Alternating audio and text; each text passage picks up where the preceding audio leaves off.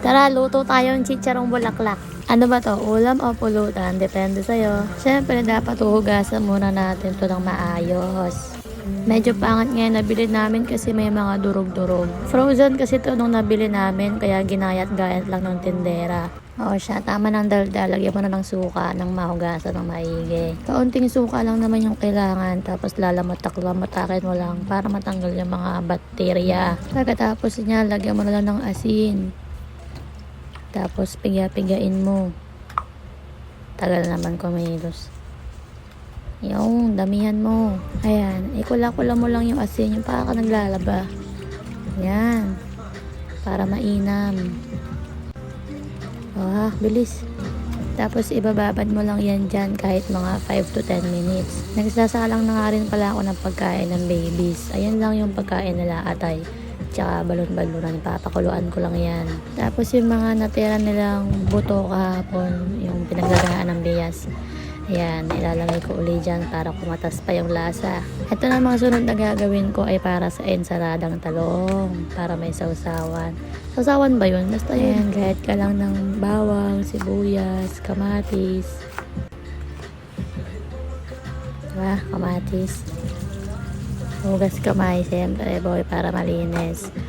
Tapos sabayan mo na rin ang pagsasaing. Dapat all around para mabisa. Para efficient sa kusina.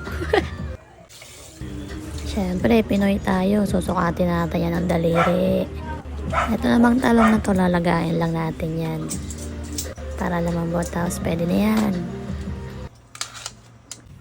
Itong chicharong bulaklak, lulutuin natin to sa sarili niyang mantika. Pag mamantikain muna natin, lalagyan ko to ng tubig. Pero hindi masyadong marami. Katamtaman lang, basta sakto lang. Hindi masyadong marami.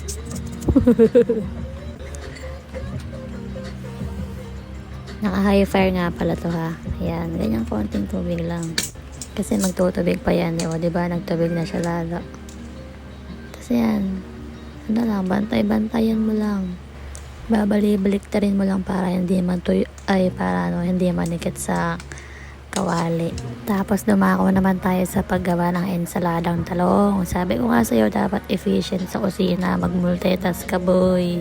Pagkatapos mo dyan, tumakbo ka ulit papunta ng kusina. Balikan mo na yung chicharo bulaklak kasi mukha naninikit na yun. O kaya na nga, diba? Medyo lumalabas na yung mantika niya. Ayan, bali-baliktarin mo lang.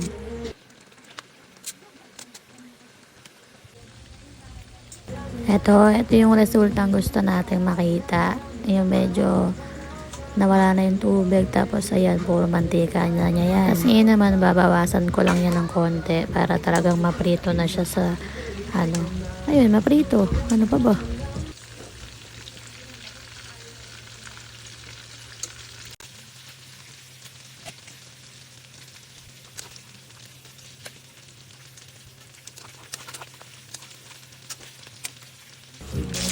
Lagay mo na yung next batch, boy. Sarap mag-red horse,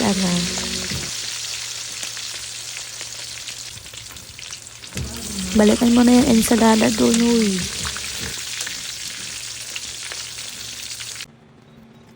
So, eto na nga. Balik tayo dito sa ensalada. Paghahalo-haloin lang naman yung mga yan. Tapos lalagyan mo na ng kaunting bagoong. Tapos pwede na yun. Hindi ko na nga pala nilagyan ng asin yung chicharong bulaklak habang piniprito. Kasi doon pa lang sa binabad ko kanina, okay na yun eh. Kumaga, may lasa na yun eh. Tapos yan, lagyan mo lang itlog na pula para sobrang alat na, di ba? Siyempre, magain ka na makakain na.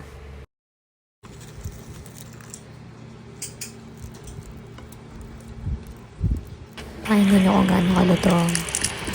Wow.